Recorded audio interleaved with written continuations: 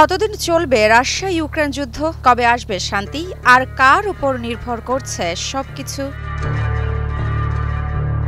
এই প্রশ্নগুলোর উত্তর আজও অজানা, কিন্তু একটা বিষয় স্পষ্ট, যুদ্ধে ন্যায় এবং স্থায়ী শান্তি নির্ভর করছে শুধু এক দেশের সিদ্ধান্তের উপর, আর সেই দেশটি হলো রাশিয়া। সম্প্রতি মিয়ামিতে বৈঠকে বসেছিল যুক্তরাষ্ট্র এবং ইউক্রেনের প্রতিনিধি দল। আলোচনার মূল বিষয় একটি স্থায়ী শান্তি চুক্তি, কিন্তু শর্তটা স্পষ্টভাবে স্থির করা হলো, কোনো প্রকৃত অগ্রগতি সম্ভব হবে না যদি রাশিয়া দীর্ঘমেয়াদী শান্তির জন্য সত্যিই প্রতিশ্রুতিবদ্ধ না হয়। বাছাই করা আলু আর স্পাইসি সিজনিং এ প্রাণ পোটাটা চিপস নাকি বিস্কিট খেয়ে বুঝে নাও।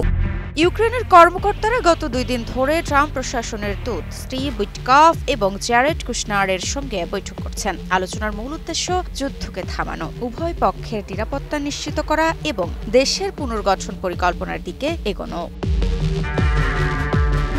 তবে বাস্তবতা কেমন? যুক্তরাষ্ট্রের প্রতিনিধিদের সঙ্গে আলোচনার ঠিক কয়েকদিন পরেই রাশিয়া আবারও ইউক্রেনের শক্তি অবকাঠামোতে হামলা চালালো। সাবস্টেশন, উৎপাদন কেন্দ্রগুলো ধ্বংস হলো, এমনকি জাপোরোজিয়ার পারমাণবিক বিদ্যুৎ কেন্দ্রের একটি পাওয়ার লাইনও বিচ্ছিন্ন করা হলো।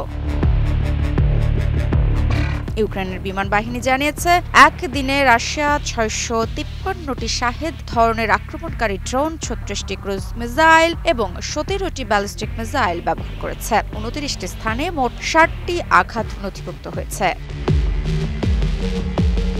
যুক্তরাষ্ট্র ও ইউক্রেনের পক্ষ একমত, যুদ্ধ শেষ করতে হলে যুদ্ধবিরতি ও উত্তেজনা কমিয়ে বিশ্বাসযোগ্য পদক্ষেপ নেওয়া আবশ্যক, আর তাতে রাশিয়াকেই নিতে হবে মুখ্য ভূমিকা। ঋত্বিকা সিনহা বিশ্বাস, নিউজ 24।